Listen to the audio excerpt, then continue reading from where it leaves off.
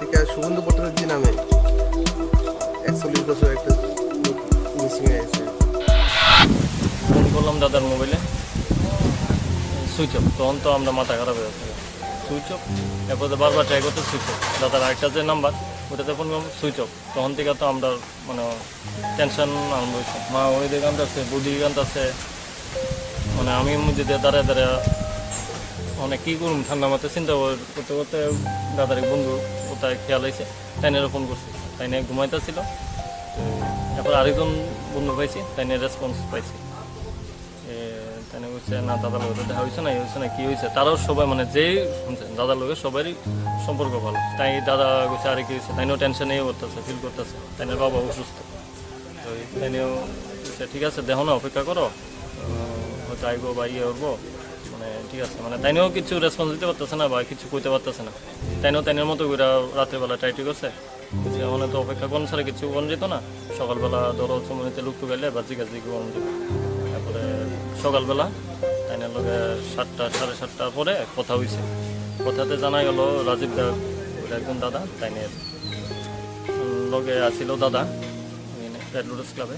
ওখান থেকে 10টার দিকে বাইরে হয়েছে। এতটুকু পর্যন্তই খবর। আর পরবর্তীকালে মানে আবার জিজ্ঞাসা আলোচনার মাধ্যমে জানা গেল যে বুদ্ধিদারের কাছে আমরা তো 7টার দিকে কথা হয়েছিল দাদারে।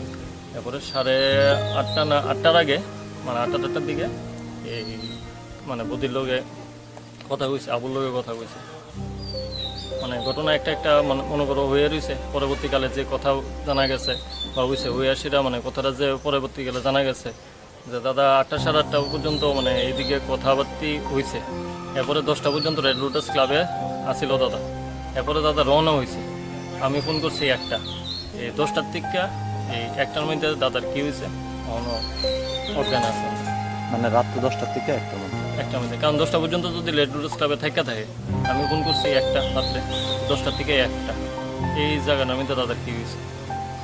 কি মনে হচ্ছে কি মনে হচ্ছে? দাদা দাদা না এলে পরে তো বলতে পারো।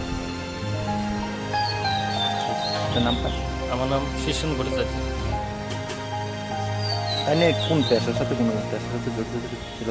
তাই নিয়ে আম্পায়ার ক্রিকেট অ্যাসোসিয়েশনে আছে ত্রিপুরা, এখান থেকে প্রমোশন আর বেস্ট আম্পায়ার অ্যাসোসিয়েশনে পরীক্ষা দিয়ে বিসিসিআই আন্ডারে ত্রিপুরা ক্রিকেট অ্যাসোসিয়েশনে ভিডিও অ্যানালাইজার পোস্টে আছে।